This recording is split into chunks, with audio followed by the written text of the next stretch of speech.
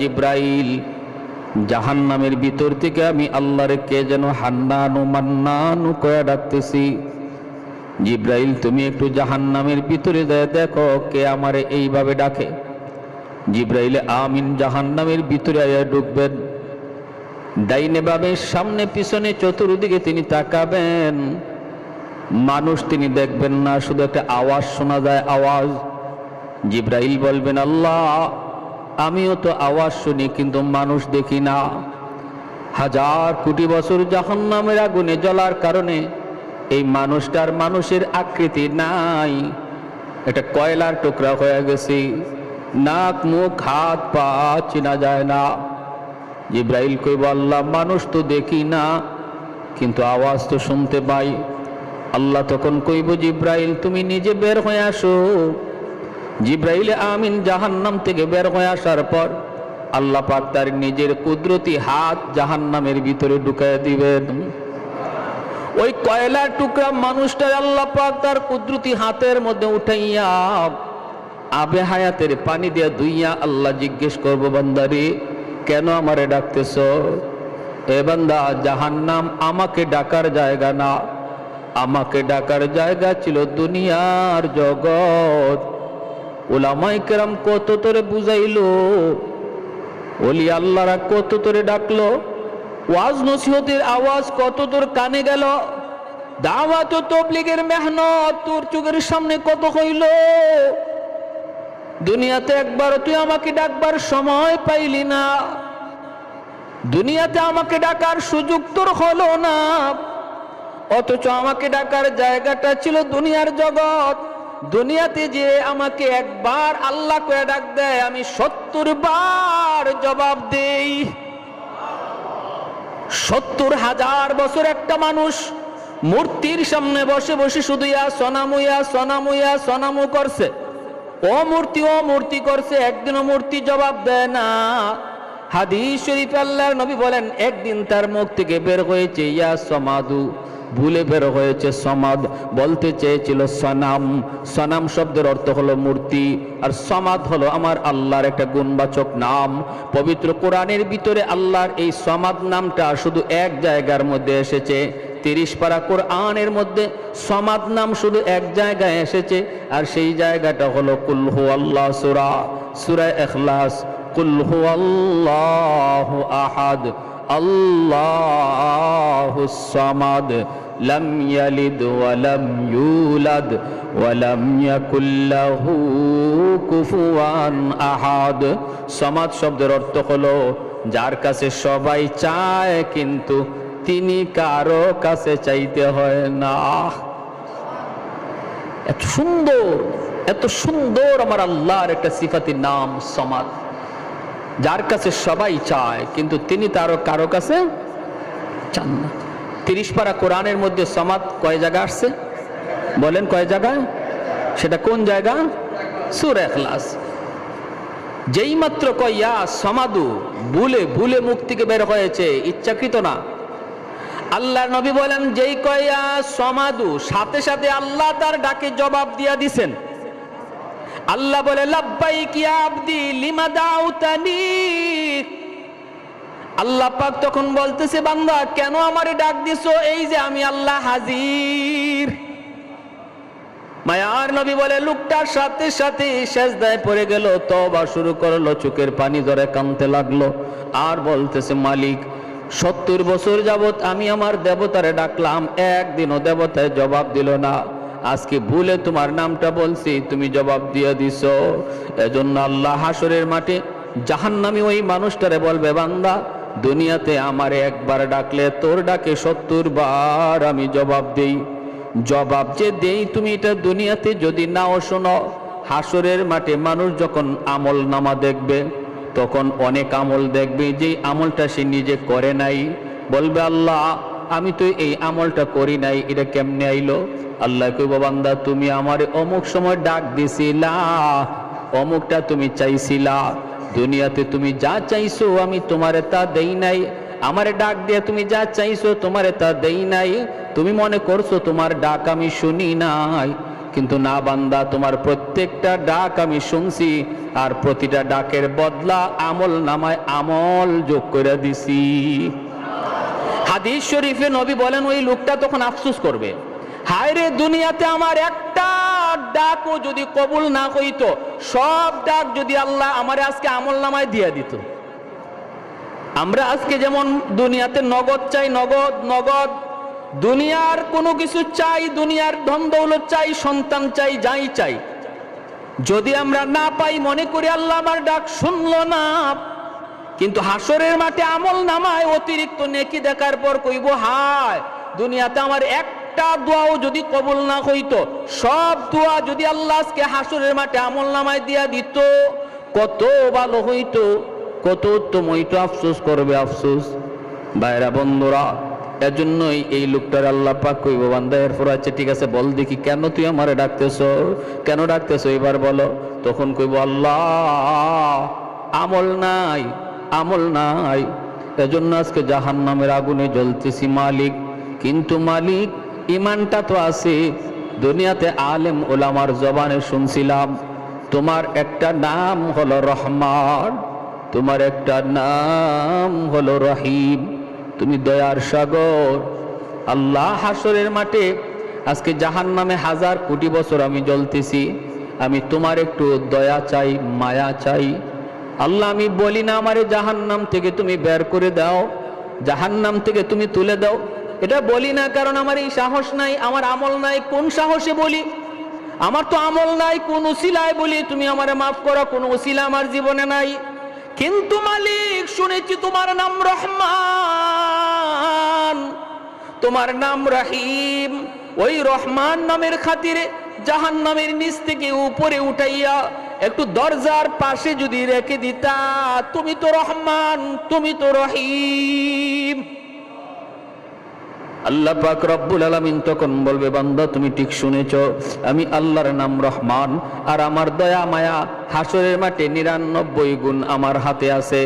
আর 1 ভাগ দয়া মায়া শুধু দুনিয়াতে দিছিলাম, 99 ভাগ দয়া মায়া আমি হাসরের মাঠে আমার বান্দা বান্দির উপরে দেখাবো। ঠিক আছে, আমি তোমার উপর দয়া দেখাইলাম, তোমারে উপরে উঠাইয়া দরজার কিনারায় রেখে দিলাম। বান্দা তবে ওয়াদা করো, ওয়াদা করো এরপরে আর কিছু চাইবা না। তখন কইব, মালিক ওয়াদা করলাম, আমি এরপরে আর কিছু চাইবো না। কিছুক্ষণ যাইতে না যাইতে ওয়াদার কথা ভুলে গেছে, আবার ডাক শুরু করছে, ইয়া হান্নান, ইয়া মান্নান কয়া। আল্লাহ আবার কইব, বান্দারি এখন আবার কেন ডাক দিছো?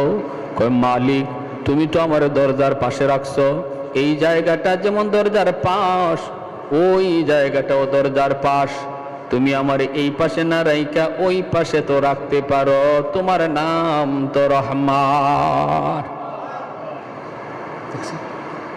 বলুন তো, আপনারা বলুন, দরজার এই পাশ আর ওই পাশ সমান না বেশ কম আছে? হ্যাঁ, এই কথা কয় না আমার এই জাহান্নামের বাহিরে দিয়া দেও, এই কথা সোজা সুজি বলে না,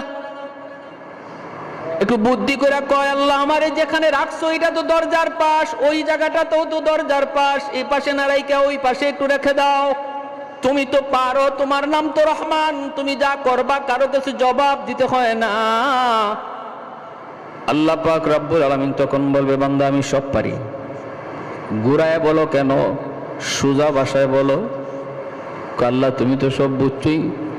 রব্বুল আলামিন কয়, নেও আমি তোমার এই কথাটাও রাখলাম, আমি দরজার বাহিরেই তোমারে নিয়ে গেলাম, কিন্তু ওয়াদা করো এরপরে আর কিছু চাইবা না। তখনও কয়, মালিক আমি ওয়াদা করলাম, আর কিছু চাইবো না। দরজার বাহিরে আল্লাহ দিয়া দিলেন। কিছুক্ষণ পরে আবার ওয়াদার কথা ভুলে গেছে, আবার ডাক শুরু করছে, ইয়া হান্নানু, ইয়া মান্নান কয়ে ডাকে। এত সুন্দর করে আল্লাহরে ডাক দেয়, আল্লাহ জবাব দিয়া দেয়, কিরে বান্দা আবার কেন ডাক দিলি? কই, মালিক আমারে তুমি যেখানে রাখছো এই জায়গাটা জাহান্নামের ভিতরও না, জান্নাতের ভিতরও না, এমন জায়গায় রাখছো এটা জান্নাতও না জাহান্নামও না। এখানে রাখা যে কথা, জান্নাতের গেটের পাশে রাখা এক কথা, ওই বুঝেন, এখানে রাখা যে কথা, জান্নাতের গেটের পাশে রাখা এক কথা। আমি বলি না তুমি আমারে জান্নাত দিয়া দাও, কিন্তু আল্লাহ তুমি তো দয়া করে পারো আমাকে তুমি জান্নাতের গেটের পাশে রাখতে, জায়গা তো দুইটাই একই। আল্লাহ পাক কয় বান্দারে ভালো কথা, কিন্তু তুই না ওয়াদা করছিলি আর কিছু চাইবি না। কয় আল্লাহ তুমি তো রহমান, তুমি তো রহিম, আমি তোমার দয়ার কাঙ্গাল, আমি তোমার মায়ার কাঙ্গাল। আল্লাহর নবী বলে এই কথাগুলা কয়ে কয়ে আল্লাহর কুদরতি কলিজা নরম করে ফেলে। সুবহানাল্লাহ জোরে খান। এই কথাগুলা কয়ে কয়ে আমার মালিকের কুদরতি দিল নরম করে ফেলে। রব্বুল আলামিন তখন বলে বান্দা ঠিক আছে বুঝলাম, তোরে জান্নাতের গেটের পাশেই নিয়ে রাখলাম, তবে ওয়াদা কর এরপরে আর কিছু চাইবি না। কয় না গো মালিক, আর কি চাওয়ার আছে? আমি তো জান্নাত দিয়া দেব এই কথা বলতে পারি না, আমাকে তুমি যদি দরজার পাশে রাখো এটাই আমার জন্য যথেষ্ট। রব্বুল আলামিন দয়া করে তারে জান্নাতের গেট পর্যন্ত রেখে দিবে। কিছুক্ষণ শুধু যাবে, ওয়াদার কথা ভুলে যাবে, আবার ডাক শুরু করছে ইয়া হান্নানু ইয়া মান্নান। কত সুন্দর আমার আল্লাহ পাকের নাম। সবাই বলেন আপনারা ইয়া হান্নান ইয়া মান্নান ইয়া হান্নান ইয়া মান্নান। আল্লাহ পাক আবার জবাব দিয়া কইব বান্দা আবার কেন ডাক দিলি, আবার কেন ডাক দিলি? তখন কইব মালিক, ও মালিক কি সে? আল্লাহ পাক একটা ঘটনা ঘটায় দিছে। আল্লাহ পাক রব্বুল আলামিন সে জান্নাতের গেটের পাশে যাইয়া জান্নাতের ভিতরের দৃশ্য দেখার জন্য খালি উকি ঝুঁকি দিতেছে, ছিদ্র তালাশ করে। জান্নাতের ভিতরে আল্লাহ কি রাখছে একটু দেখতে তার মন চায়। ওই অবস্থায় আল্লাহ জান্নাতি বাতাস ছেড়ে দিছে। এই বাতাসের দরজাটা এক পলকের জন্য শুধু খুলছে, তার নজরটাও এক পলক শুধু জান্নাতের ভিতরে ঢুকছে, সাথে সাথে আবার দরজা লেগে গেছে। জান্নাতের আরামায়েশের দৃশ্য এক পলক দেখার পরেই সে আবারও আল্লাহকে ডাক শুরু করছে ইয়া হান্নান ইয়া মান্নান কয়া। রব্বুল আলামিন তখন কয় বান্দা আবার কি হইছে? কয় আল্লাহ তুমি আমারে কি দেখাইছো? এতদিন দেখি নাই, ভালোই ছিলাম, দেখে তো আমি পাগল হয়ে গেছি। সুবহানাল্লাহ জোরে কও। আ'দাতুল ইবাদিয়াস সালিহিন মা লা আইনুন রাআত ওয়ালা উযুনুন সামিআত ওয়ালা খাতারা আলা কলবি বাশার। আল্লাহ পাক রব্বুল আলামিন হাদিসে কুদসিতে আল্লাহ বলে জান্নাতের ভিতরে এত আরাম আয়েশের ব্যবস্থা আমি আল্লাহ রেখে দিয়েছি, তোমাদের চোখ কোনোদিন এত আরাম আয়েশ দেখে নাই, তোমাদের কান কোনোদিন এত আরাম আয়েশের কথা শুনেও নাই, অন্তর কোনোদিন কল্পনাও করে নাই। অতএব ওই আরামের আর নাজ নিয়ামতের দৃশ্যটা দেখা মাত্রই সে আবার চিল্লানি দেয়, আল্লাহ আমারে তুমি কি দেখাইছো? দেখা আর স্বাদ মিটে নাই গো মালিক। ও মালিক একটা আবদার জানাই শুধু। আল্লাহ বলে কি বল? আমারে জান্নাত দিয়া দেও এই কথা আমি বলি না, কারণ আমার আমল নাই, আমল নাই। কেমন করে বলি আমারে জান্নাত দিয়া দাও, কিন্তু আল্লাহ আমার যা দেখাইছো দেখার স্বাদ মিটে নাই, আমার একটু ভালো করে দেখার সুযোগ দিবানি, এরপরে আমি বের হয়ে আসব। আমাকে একটু দেখবার সুযোগ তুমি দিবানি, আমি শুধু জান্নাতের ভিতরে ঢুকবো আর দেখেই তাড়াতাড়ি বের হয়ে আসব। আল্লাহ পাক কয় বান্দা এবার তুই একটু নিজে কত দেখি কয়বার ওয়াদা করছো আর কয়বার ওয়াদা তুমি ভাঙছো? তখনও কয় আল্লাহ আমি তোমার দয়ার কাঙ্গাল, মায়ার কাঙ্গাল। আল্লাহ পাক কয় ঠিক আছে তোরে এই সুযোগটাও আমি দিব রে বান্দা, তবে বল দেখি যে কথার উপরে তুমি ওয়াদা করছো দেখবা আর বের হয়ে আসবা, থাকবা না, এই কথায় এখনো আসনি, ওয়াদা ঠিক আছে নি? বের হয়ে আসবা, দেরি করবা না, এই ওয়াদাটা অন্তত ঠিক রাখবা নি, এটা বলো। আল্লাহ আর কি আছে, এটা ছাড়া তো আর তো কোনো ওয়াদা করার জায়গা নাই। আল্লাহ 100% আমি এই ওয়াদা রক্ষা করব, আমারে তুমি একটু ডুববার সুযোগ দিয়া লাও, আমি দেখেই দ্রুত বের হয়ে আসব। আল্লাহ বলেন ঠিক আছে, ওয়াদা যেন খেয়াল থাকে। আল্লাহ পাক জান্নাতের গেটটা খুলে দিছেন। হাদিস শরীফে মায়ার নবী বলেন সে কোমরটা বান দিছে। মানুষ দেখবেন কোথাও যখন ভালো করে দৌড় দিতে দেওয়া লাগে, দৌড় দেওয়ার আগে একটা শক্ত প্রস্তুতি নেয় না, হে গেট খোলার আগেই কোমর বান দিছে। আর যেই মাত্র আল্লাহ জান্নাতের গেটটা খুলে দিছে, গায়ে যত দুর্শক্তি আসিল এ দুর্শক্তি নিয়ে জান্নাতের ভিতরে দৌড় দিছে। কের দেখা দেখি হে শুধু ভিতরে ঢুকে ভিতরে ঢুকে। তার মনে হইল যে বের হইতেও যেন সময় লাগে, আমি এমন ভিতরে যে ঢুকবো বের হইতেও যেন সময় লাগে, হে শুধু ভিতরেই ঢুকে, দেখা দেখি নাই ভিতরে ঢুকে। আল্লাহ পাক ধমক দিছে, এই বান্দা থাম। যখন আল্লাহ ধমক দিছে, ধমক দিয়ে আল্লাহ কয় এটাই কথা ছিল, বের হও। তখন কি কয় শুনবেন? তখন বলতেছে আল্লাহ আমারে তুমি বাইর করে দিবা, আমারে তুমি বের করে দিবা। আল্লাহ বলে আমি বের করে দিব মানে? বের হইয়া আসবা এটাই তো তোমার ওয়াদা। কয় ওয়াদা ঠিক আছে, কিন্তু তোমারও কিন্তু ওয়াদা আছে। আল্লাহরে কয়, আল্লাহ পাক আমার ওয়াদা মানে? বলে হ তোমারও একটা ওয়াদা আছে। আল্লাহ তুমি কি তোমার ওয়াদা ভঙ্গ করবা? আল্লাহ পাক বলে আমি কখন ওয়াদা করলাম? এতক্ষণ পর্যন্ত শুধু ওয়াদা করলি তুই, আর ওয়াদা ভাঙলিও তুই। ওয়াদা করলাম কখন, ভাঙবো তো দূরের কথা।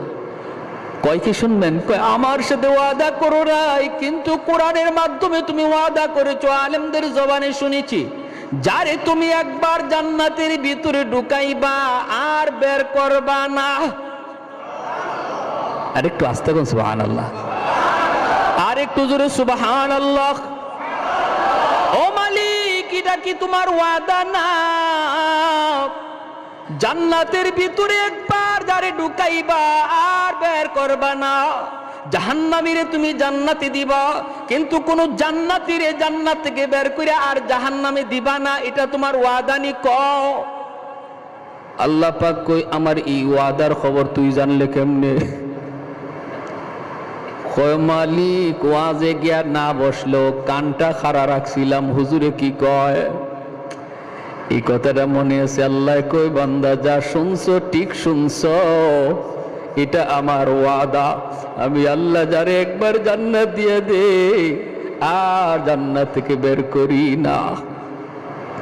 কয় তাহলে আমি তো ঢুকে পড়ছি, বুদ্ধি করে হোক আর চালাকি করে হোক আমি তো কোনো এক সুরতে জান্নাতে ঢুকে পড়ছি, এখন তুমি আমারে বের করে দিলে তোমার ওয়াদা ভাঙা হয়?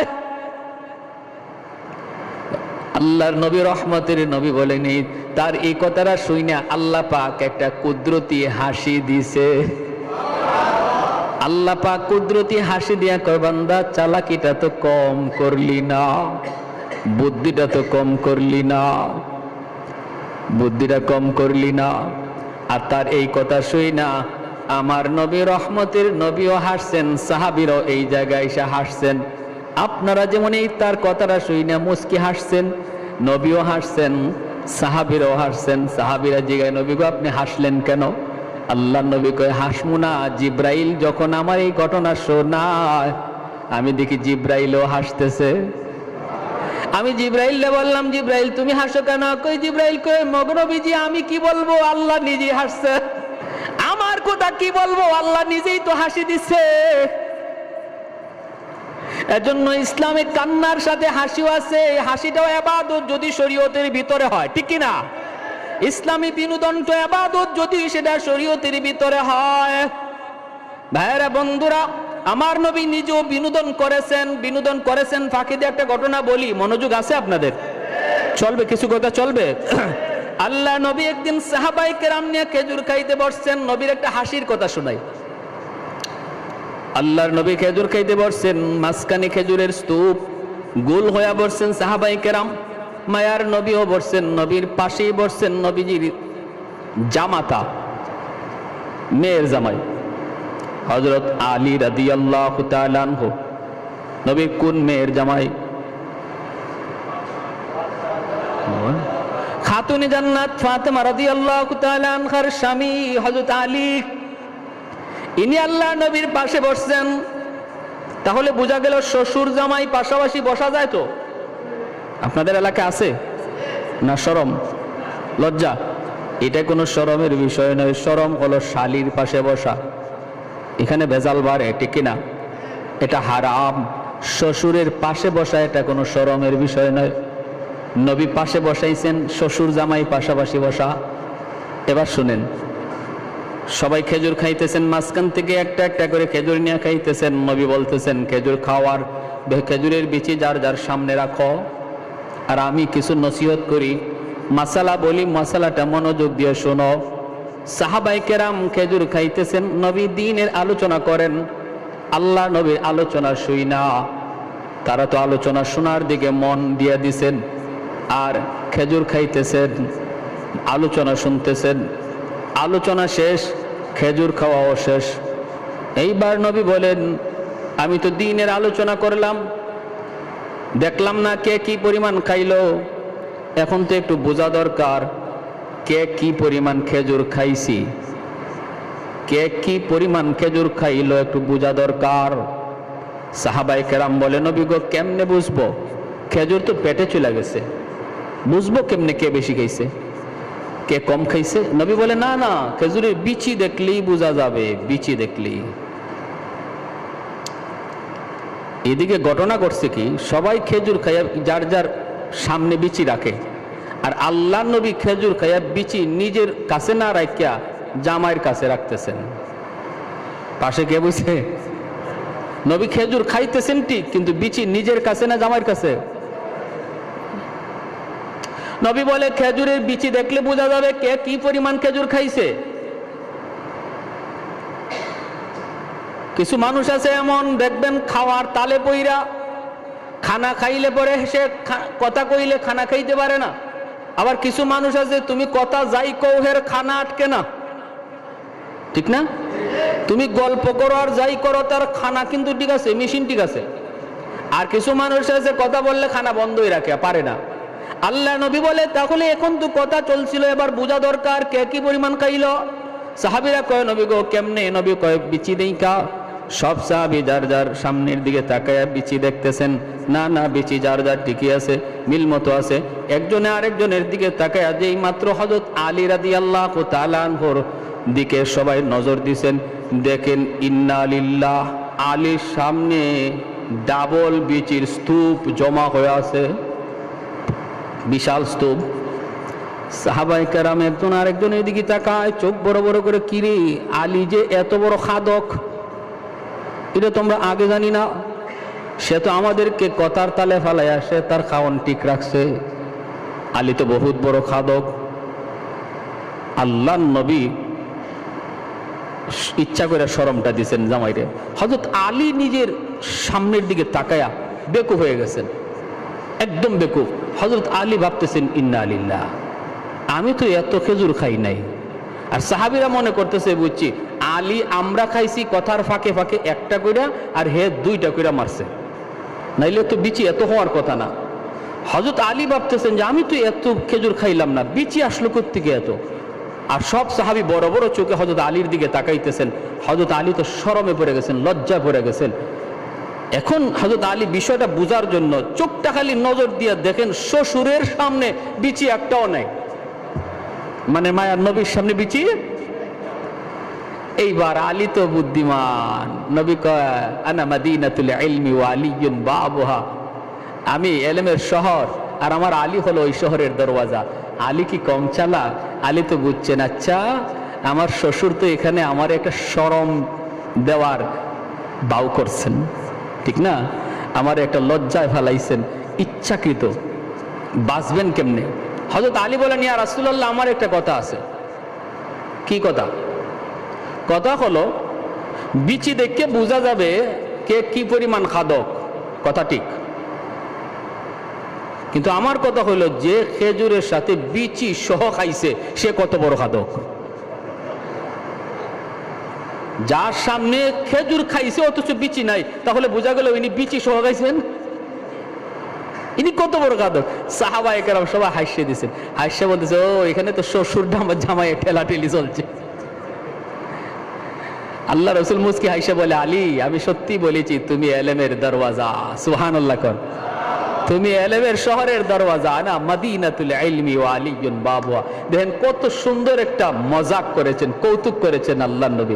ইসলামে এই ধরনের একটু আনন্দ মজাক ইসলামের শরীয়তে বৈধ, শুধু বৈধ না, সওয়াব হবে। কিন্তু আমরা যদি এই আনন্দটাকে গুনায় পরিণত করি তখন সেটা আর সওয়াব তো থাকে না, গুনায় পরিণত হয়। যেমন বিয়া শাদিতে যদি আমাদের যুবক ভাইরা ডেক স্টেপ নিয়ে আসে, গান বাজনা করে, নারী পুরুষের একসাথে বৈশা খাওয়া দাওয়ার আয়োজন করানো হয়, এই অনুষ্ঠানটা ছিল আনন্দের, সোয়াবের কাজ। গান বাজানোর কারণে, নারী পুরুষ একসাথে বৈশা খানা খাওয়ানোর কারণে এটা আর সোয়াব রইল না, গুনায় পরিণত হয়ে গেল। ঠিক কিনা? মনে রাখতে হবে, শরীয়ত আমাকে যে আনন্দটা করার অনুমতি দিছে সেটা শরীয়তের গণ্ডির ভিতরে থাকতে হবে, বাহিরে যাওয়া যাবে না। ওই লোক যখন এই কথা বলল যে আল্লাহ আমারে কি তুমি বের করিয়া দিয়ে তোমার ওয়াদা ভাঙবা? আর আল্লাহ যখন মুস্কি হাসি দিলেন তখন আল্লাহ বলতেছে, বান্দা আমার ওয়াদা ঠিক আছে, যাও, আমি তোমারে যখন জান্নাত, তোমারে যখন একবার ঢুকাইছি আর তুমি যখন ঢুকতে পড়ছো, আমার ওয়াদাও ঠিক, তোমারে আর বের করব না, জান্নাত দিয়াই দিলাম। সুবহানাল্লাহ। এজন্য এই হাদিসটার নাম হাদিসে মুসালসাল বিদ্দেহেক, হাসির হাদিস। মায়ার নবী থেকে নিয়ে এই পর্যন্ত আমাদের উস্তাদগণ এই হাদিস শুনাইছেন, যারা শুনাইছেন তারাও হাসছেন, আমরাও হাসছি, আপনারাও হাসছেন। এই জায়গায় হাসি দিলে পরে নবীর সুন্নতের উপরে আমল হয়ে যায়। একটা হাসির সুন্নত কিয়ামত পর্যন্ত জারি থাকবে আমার নবীর। জোরে কোন সুবহানাল্লাহ। এখন এই লোক জান্নাত পাইয়া হুশ নাই, কই যাবে, কোথায় গিয়ে বসবে? ভিতরে ঢুকছে, ঢুকে গিয়ে এক জায়গায় বসতে চায়, আরেকজন এসে তুইলা দেয়। কারণ কি? কারণ সে সর্বশেষ জান্নাতি। আল্লাহ নবী বলে এই লোকটারে জান্নাতে দেওয়ার পরে আল্লাহ জান্নাতের দরওয়াজাকে সিলগারা মারবে, জাহান্নামের দরওয়াজাকে সিলগারা মারবে, আর জান্নাত জাহান্নামের মাঝখানে দুম্বার আকারে মরণটারে হাজির করে আল্লাহ জবাই করবে, মরণের মরণ হবে। আল্লাহ বলবে জান্নাতীরা চিরকাল জান্নাতে, আর বের হওয়া লাগবে না। জাহান্নামীদেরকে বলবা তোমরাও চিরকাল জাহান্নামে, আর বের হওয়ার সুযোগ নাই। মরণের মরণ আল্লাহ ঘটায়া দিয়া যখন এই লোকটা সর্বশেষ জান্নাতে যাবে, কেউ তারে বসতে দেয় না। বসতে গেলে আরেকজনে কয়, ও মিয়া উঠো, এটা আমার জান্নাত। আরেক জায়গায় যায়, উঠো, এটা আমার জান্নাত। ইস্তেমার মাঠে যদি আপনি সবার পরে যান, জায়গা পাবেন? হ্যাঁ, আপনাদের কুমিল্লা এলাকার যে খিত্তা আছে, গেলেন আপনি দ্বিতীয় দিন তৃতীয় দিন গিয়ে দেখবেন কুমিল্লা এলাকার খিত্তায় আপনার উগলা ফালানোর কোনো জায়গা নাই। আপনি খালি অন্য জায়গায় ফালাইতে চাইবেন, এমনি আরেকজন কইব, মিয়া উঠো, এটা নোয়াখালী। কি কইব? আরেক জায়গায় গিয়ে উগলা ফালাইবেন, কইব উঠো, এটা সিলেট। হে কো আল্লাহ, তুমি আমারে জান্নাত দিছো ভালো কথা, কিন্তু আমার যদি বইবার জায়গায় কেউ দেয় না, এই কোন জান্নাতে দিলা? আল্লাহ পাক রব্বুল আলামিন তখন কয়, বান্দা সামনে আগাও, তুমি তোমার জান্নাত বুঝে পাও না। যেই দুনিয়া থেকে আইছো এমন 10টা দুনিয়ার সমান জান্নাত আমি আল্লাহ তোমার জন্য রিজার্ভ রেখে দিয়েছি। সামনের দিকে আগায় দেখবে বিশাল আকারে গেট, গেটের উপরে তার নাম লেখা, জান্নাতের গেট, গেটের উপরে নাম। দাঁড়ানো মাত্রই অটোমেটিক গেট খুলে যাবে। দুই দিকে দুই সারিতে সুন্দরী জান্নাতি হুর মালা নিয়ে তার অপেক্ষায় দাঁড়ায় আছে। ভিতরে ঢুকবে, তাড়াতাড়ি বরণ করবে, গান গাইবে, মালা পরাবে, খাস কামরার ভিতরে নিয়ে যাবে, শরবত খাওয়াবে, যত যা কিছু খাওয়ানোর আনন্দ দিবে। বিকালবেলা আল্লাহর বান্দা কইব, আমি আমার জান্নাতটা একটু ঘুরে আসি। বিকালবেলা বের হবে জান্নাত দেখার জন্য।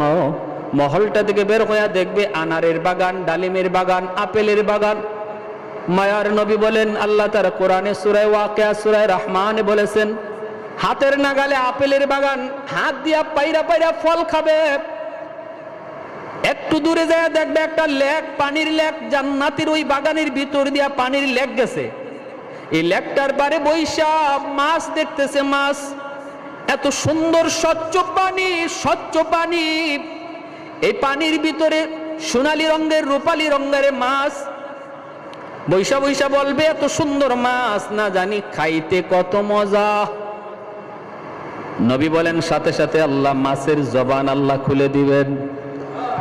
পানির নিচের মাছটা তখন ডাক দিয়ে কইব, আল্লাহর বান্দা তুমি আমাকে বুঝি খাইতে চাও? তখন বলবে, হ আমি তোরে খাইতে চাই। মাছ তখন বলবে মাতবুখান আও মাশউইয়ান, তুমি আমারে ভুনা খাইতে চাও না ভাজা খাইতে চাও? অবাক হয়ে যাবে। দুনিয়ার মাছ ধরতে কত ফাড়াফাড়ি করা লাগে, আর জান্নাতের মাছে নিজে ডাক দিয়ে কইব আতাশতাহি, তুমি কি আমারে খাইতে চাও? বলবে হতরে তো খাইতে চাই। কই কেমনে খাইবা? মাতবুখান আও মাশউইয়ান, ভুনা না ভাজা। তখন ওই লোকটা কইব তোরে আমি বুনাও খাইমু বাজাও খাইমু, দুনুবাই টেস্ট করমু কেমনে বেশি মজা। আল্লাহর নবী বলে সাথে সাথে মাছটা ভাজা হইয়া তার সামনে হাজির হয়ে যাবে। ভাজা মাছটা খায়া যখন কাটাগুলি পানিতে ফেলবে, আবার আল্লাহ মাছটারে পুনরায় মাছ বানায় দিবে, এরপরে আবার বুনা হইয়া তার সামনে হাজির হয়ে যাবে। এত মজা, এত মজা, এত মজা। দুনিয়ার মাছও খাইছি, দুনিয়ার ফলও খাইছি, জান্নাতের ফল, জান্নাতের মাছ। জান্নাতি ফলের মজা হলো নকল, ফলের আসল মজা রাখছে আল্লাহ জান্নাতে। সুবহানাল্লাহ কর। মাছের মজা দুনিয়াতে হলো নকল। ইলিশ মাছের স্বাদ আমরা যেটা পাই, যেমন আপনাদের চাঁদপুরের ইলিশ, হ্যাঁ, আমরা আগে জিগাই ঢাকার, এই বেটা ইলিশ এটা কোন জায়গা, চিটাঙ্গে না চাঁদপুরের? চিটাঙ্গে হইলে দরকার নাই, চাঁদপুর হইলে বুঝলাম ওই অরিজিনাল। যত চাঁদপুরের ইলিশই খান, এই ইলিশের স্বাদটা হলো নকল স্বাদ। এই ইলিশের অরিজিনাল স্বাদটা আল্লাহ জান্নাতে খাওয়াবে। আপেল খাইছি, ডালিম খাইছি, কলা খাইছি, আম খাইছি, নকল স্বাদ। ল্যাংড়া আমের অরিজিনাল স্বাদটা আল্লাহ জান্নাতে খাওয়াবে। সুবহানাল্লাহ। পিছন দিক দিয়ে সুন্দরী একজন রমণী নরম হাতে গাতের মধ্যে হাত দিছে, হাত দিয়া বলতেছে, হাত দিতেই সে ডান দিকে তাকায় দেখে একজন সুন্দরী রমণী, এত সুন্দর জান্নাতি একজন হুর। তখন কইব কে তুমি? তুমি আমার গায়ে কেন হাত দিলা? জান্নাতি হুর তখন কইব আমি তোমার। কে? তুমি আমার? আরে 70 জন বিবি আমার ঘরে রাইখা আসলাম, তাদের চেহারা আমি চিনি। তুমি আমার বিবি না, আমার বিবিরা ঘরে। দুনিয়াতে কত সুন্দরী আমারে অফার দিছে, আই লাভ ইউ বলছে। আমি আল্লাহর ভয়ে বলছি না, আমি আমার আল্লাহকে ভালোবাসি। সুবহানাল্লাহ কোন। দুনিয়াতে কত সুন্দরী আমাকে বলছে আমি তোমার, কিন্তু আমি বলছি না, আমি আমার আল্লাহর। জান্নাতে আইসে বুঝি তুমি আমারে ধোঁকায় ফেলাইতে চাও, ভাগো না, লাগবে না, এমন সুন্দরী আমার লাগবে না। তখন এই জান্নাতি হুরটা তখন কইব আল্লাহর বান্দা, তুমি কি আল্লাহর কোরআনের আয়াত পড়ো নাই? বলে কোন আয়াত? ওয়ালাদাইনা মাজিদ। আল্লাহ বলেছেন জান্নাতে তোমাকে যত নিয়ামত দিব রে বান্দা, মাঝে মাঝে তুমি অতিরিক্ত পাইবা। এটা কি তুমি পড়ো নাই? বলে হয়, এটা তো পড়ছি। কয় আমি হলাম তোমার অতিরিক্ত। সুবহানাল্লাহ। কয় কেন? কয় কারণ চিটাগাং কক্সবাজারে গিয়া তুমি আল্লাহর কুদরত দেখিয়া জিকির করেছো, সুবহানাল্লাহর জিকির। টাটকা একজন যুবক, যৌবনের তাড়না পাগলামি তোমার ভিতরে রয়েছে। চোখের সামনেই কত যুবক সুন্দরী নিয়ে এখানে তামাশা করেছে, কিন্তু তুমি আল্লাহর ভয়ে গুনাহ করো নাই, গুনাহ করো নাই। নদীর কিনারায় বসে বসে আল্লাহর তসবিহ জপছো, কুদরত নিয়ে ভাবছো। এজন্য আল্লাহ খুশি হয়ে বলছে আজকে আমার বান্দা যখন জান্নাতে নদীর পারে বসবে, একা রাখা যাবে না, তুমি তারে সঙ্গ দেও। সুবহানাল্লাহ। দুনিয়াতে হারাম কোন নারীর সঙ্গ তুমি নেও নাই, এজন্য জান্নাতে আল্লাহ তোমারে আমার সঙ্গ দেওয়ার জন্য পাঠাইছে। জোরে কন্যা সুবহানাল্লাহ। এজন্য আল্লাহ পাক বলেছে মান আমিলা সালিহাম মিন যাকারিন আও উনসা ওয়া হুয়া মুমিন فلنحيينه حياة طيبة ولنجزينهم أجرهم بأحسن ما كانوا يعملون। শর্ত হলো দুইটা, পুরস্কার হলো দুইটা।